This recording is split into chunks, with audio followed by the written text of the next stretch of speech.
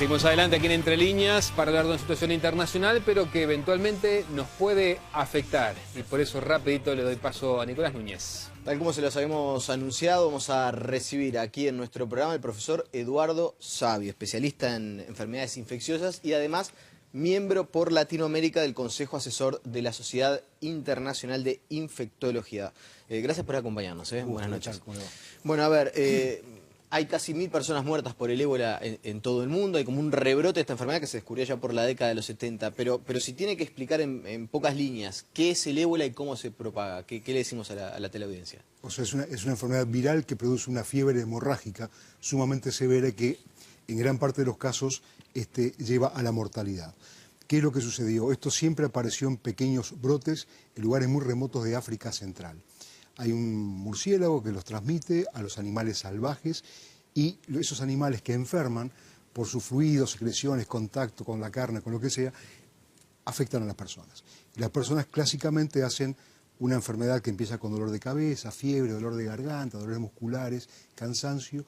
Luego aparece una erupción cutánea generalizada y cuando ya va avanzando más hay una falla renal, falla hepática y empiezan los sangrados, que es lo más característico y que en última instancia lleva a la muerte del paciente. ¿Y qué probabilidades hay de que esta enfermedad se extienda más allá de los países en los que se encuentra hoy, allí en África Occidental? Primero, esto comenzó en marzo de este año, se extendió en forma inusitada por toda la región de África del Oeste y ahí fue cuando se vio realmente que está fuera de control.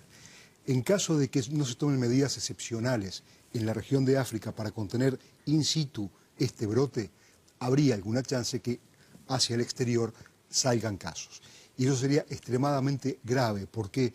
Porque es una enfermedad altamente transmisible, de difícil contención, y las medidas que los países cuentan normalmente de aislamiento, de control de infecciones, de aislar al enfermo o sospechosos, son realmente muy pobres. En consecuencia, la situación sería muy difícil de llevar por cualquier sistema de salud. ¿Y las medidas que se están tomando alcanzan? No, justamente, son medidas que ya han sido catalogadas como completamente insuficientes, faltan recursos humanos, faltan centros de salud, falta personal. Todo eso está haciendo que en África se extienda cada vez más la enfermedad y que esté prácticamente fuera de control. Usted tiene que actuar, por un lado, sobre los animales vectores, que es una forma peculiar. Por otra parte, sobre las personas que eviten el contagio. Y eso es muy difícil, porque el contacto directo de las personas o algunos insumos hacen que esa gente enferme y muy rápidamente lo va transmitiendo uno a otro. Y el que más enferma es el trabajador de la salud. En todos los países, los de África han tenido contacto con enfermos y, por ejemplo, en Guinea, 43 trabajadores de la salud tuvieron contactos con pacientes sin saber que estaban enfermos. La mitad de esos trabajadores de la salud murieron. ¿Y por qué? Porque no tienen las medidas de protección, de bioseguridad y de aislamiento que sí deben tenerse. Ya hay, o en las últimas horas por lo menos se conoció que Estados Unidos y Gran Bretaña dispusieron el refuerzo de envío, sobre todo de asistencia económica y de disponer los recursos humanos para poder controlar.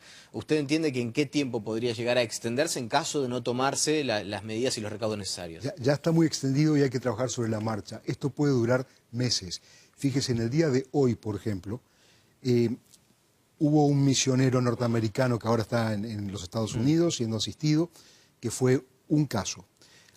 De ese caso, hubieron 77 contactos que están bajo vigilancia y aislamiento. Imagine usted que por cada persona enferma, real o sospechosa, identificar a los contactos, ubicarlos, montar la cuarentena y aislarlos no es nada fácil. Acá no estamos ya hablando de cosas que ya hemos vivido y visto, como el SARS, la influenza pandémica, el desborde de poliomielitis en Oriente Medio en el mes de mayo. Esto exige más transmisión, es más transmisible y exige más medidas de bioseguridad que no están fácilmente disponibles. Y recuerde, además, que para esto no hay vacunas y no hay un tratamiento específico tampoco. Claro, ya no vamos a ingresar en el tema de las vacunas porque es un capítulo aparte que se está discutiendo a esta hora, por estos días, a nivel internacional. Quiero decirle a alguien que es uruguayo y está por viajar. Ciertamente no muchos uruguayos se trasladan a África y al no haber vuelos directos dicen que las posibilidades de contraerla o que llegue la enfermedad a nuestro país son un poco más remotas. Ahora, para alguien que tenga que ir a Europa, que pueda estar en contacto con personas que sí hayan estado en África, ¿qué se le recomienda? No, en primer lugar, no hay ninguna restricción a viajeros ni a comercio de momento. Obviamente es recomendable no ir a África, eso ni que hablar. Y si usted va a Europa, muy mala suerte que se esté topando con alguien que esté llegando de Guinea o Sierra Leona. Es un marco demasiado teórico. Sí, evitar los viajes a África, e incluso se está dando una medida inversa que nunca se había hecho.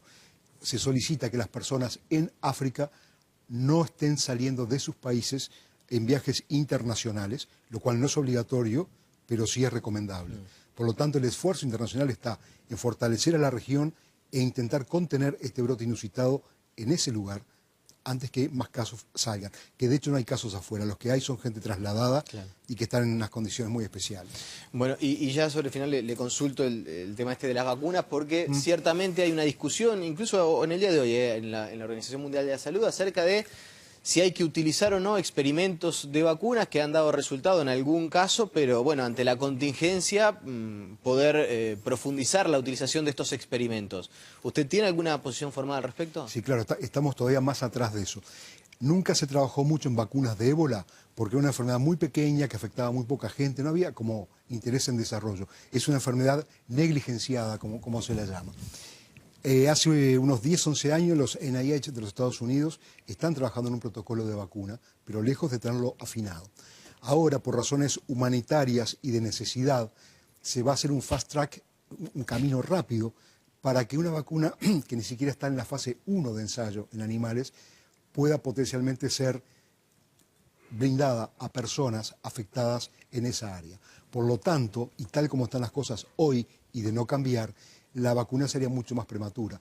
Vuelva para atrás a influenza, que también se hizo una vacuna para influenza pandémica mucho más rápida y más sencilla, se administró y funcionó. Pero esta es mucho más complicada y no está el camino previo de los pasos de desarrollos habituales. Claro. ¿Y entonces hay que aplicarlo o no? Desde su visión. Desde mi visión, en este momento, es una vacuna que no debería ser aplicada tal como está hoy.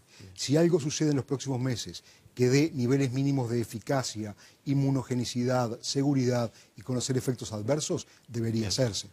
Las últimas dos, y ahora sí ya vinculadas más a nuestro país, hay efectivos uruguayos apostados en el Congo. ¿Qué se le dice a las familias de los efectivos que están en el Congo? Ciertamente no se han detectado casos de ébola en el Congo, pero lo que usted decía, la expansión del virus por África ha sido bastante importante. Congo está alejado de la zona, como usted dice, no hay brotes de ningún tipo allí. El personal militar de nuestro país conoce la enfermedad, da instrucciones al personal allí asignado de cómo comportarse frente a esta situación, cómo evitar teóricamente el contagio, o sea, están instruidos. Sería muy raro, y sobre todo que los contingentes vuelven directo de Congo a Montevideo sin triangulación intermedia por ningún aeropuerto. No parecería ser fácil que la gente en Congo enfermase y volviesen los contingentes enfermos. Es una eventualidad que puede pasar, pero no parece muy realista de momento. Bien. ¿Y nuestro país está preparado para alguna emergencia sanitaria de este tipo? Esto es así, usted cuando hace algo siempre aprende las lecciones aprendidas. Nosotros en el país habíamos trabajado mucho en lo que era SARS, influenza aviar, influenza pandémica, planes de contingencia, medidas de contacto, de aislamiento. Todas esas cosas con modificaciones sirven. El problema que tenemos en este momento es que no hay estructuras en el país de aislamiento para los pacientes como se requieren. Le pongo un ejemplo, tendrían que tener habitaciones individuales con cierta calidad de flujo de aire, equipos de uso de personal médico muy, digamos, difícil de conseguir, muy aislante, me imagino. Muy aislante. Y además está el nivel de diagnóstico. Cuando usted manipula ébola u otros virus, requiere de niveles de bioseguridad 3, se llama, o 4 por lo menos, para manejar las muestras porque son altamente contaminantes. Y Uruguay no dispone de laboratorios de bioseguridad con nivel 3 o 4. Por lo tanto, si bien el país sabe todo lo que tiene que hacer porque hay directivas claras de la OPS recién emitidas y todos sabemos lo que se debe hacer, el instrumentar esos planes en este país o en cualquier otro es extremadamente difícil y debemos ser realistas. Bien. Profesor, le agradecemos su presencia esta noche. Fue muy esclarecedora la entrevista. Muchas gracias. Alfredo. Bien amigos, hacemos la última pausa. Tras la misma conversamos con el senador de Ballistas de Ley, con José Morena, a propósito de lo que ha sucedido no solo en la convención, sino algunas horas antes. Ya venimos.